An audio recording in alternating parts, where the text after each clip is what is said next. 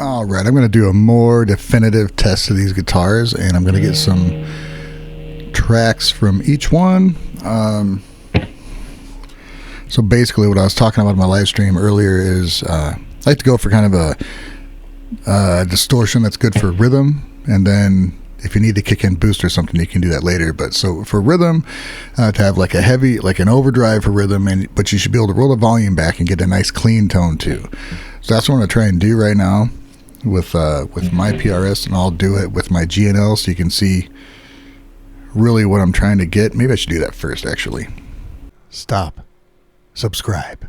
So these are not similar guitars, the PRSs and the G&L, but the G&L has single coils. This has single coil capabilities, but what I'm going to try and show is what the benefit is of having split coils, and if the single coil taps, when they're tapped, if they're as good as regular single coils. So you can hear that now. The noise going on, I usually play with the noise gate on. I'm going to leave it off of these tests so you can hear the difference. But the thing is, I usually use it.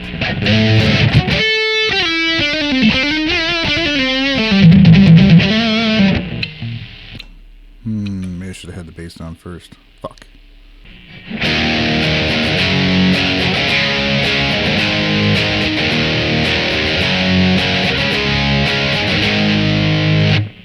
Humbucker.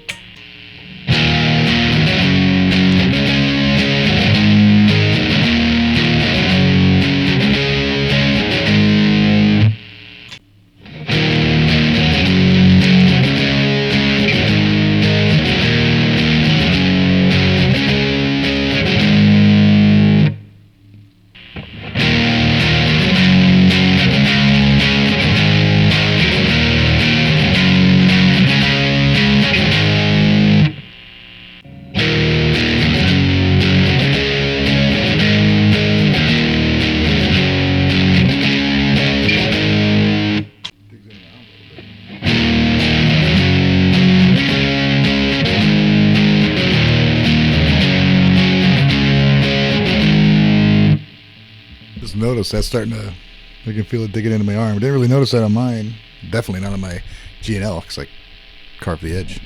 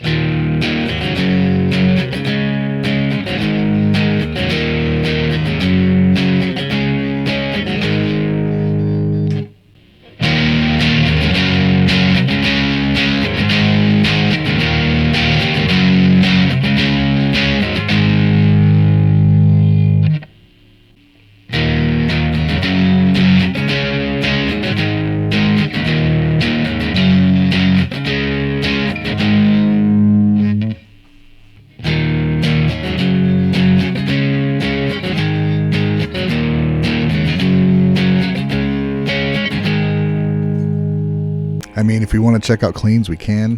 But how often are you going to use clean? Honestly. I'm going to do a clean test, single coil setting for the PRS's middle position. And we'll compare this to the Kanami to the G&L.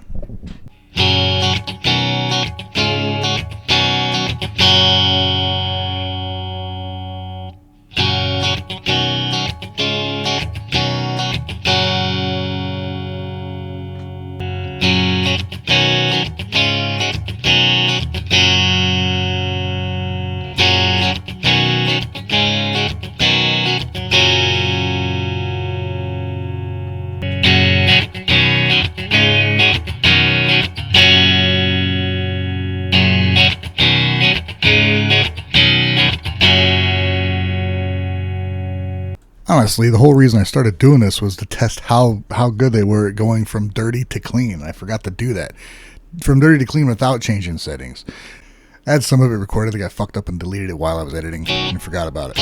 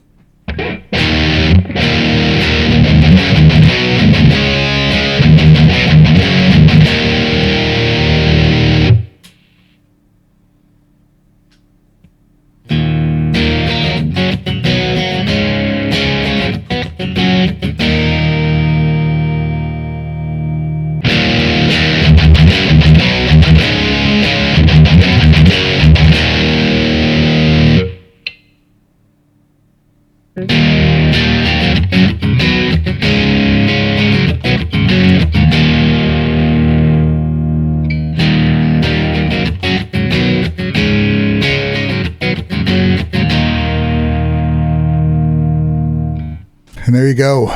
Every possible combination you can need to know which one's better for you. No. They're all fantastic guitars. My G&L has been my number one for years. For a reason, man. It's a great guitar. The MFD pickups are really, really great. These PRSs are great. They can do anything from real heavy to clean. Now, that is doing the test without changing the distortion through the dirt all the way to the cleans. That's just what you can do with the guitar. Now, think what you can do when you apply other effects to it. If you want more overdrive stacked on top of that, you want to clean, you want to add chorus and delay and all that stuff. So the guitars themselves are super versatile. Some guitars, a cheaper guitar, let me see. I have the same settings. Here's full on.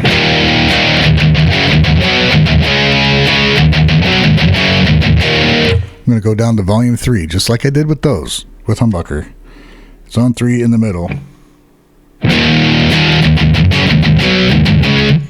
That was should be clean.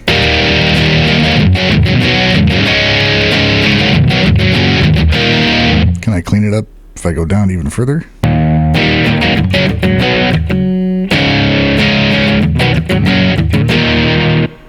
It's gone.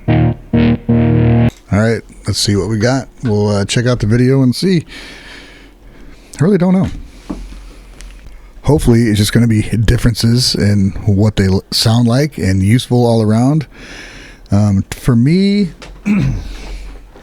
with the clarity of the Kanami PRS, the clarity of those pickups, and the ability to go full humbucker is a huge bonus. And it'll be quieter too. The G&L is going to be louder. You have to control the noise. But it's clear. I'm curious to listen back and see how clear they were. I could put it into, God, this is going to be a lot of work. I mean, as far as lead work goes and solos and stuff, they all get tones I like. With the amount of overdrive I have, it doesn't really matter which one. You've seen me grab guitars and just do whatever. The only drawback to any of my guitars is if I want clean tones in something, it needs to be able to go down to a single coil, because humbuckers are just too dark sounding. They don't clean up enough. So we'll see what this sounds like.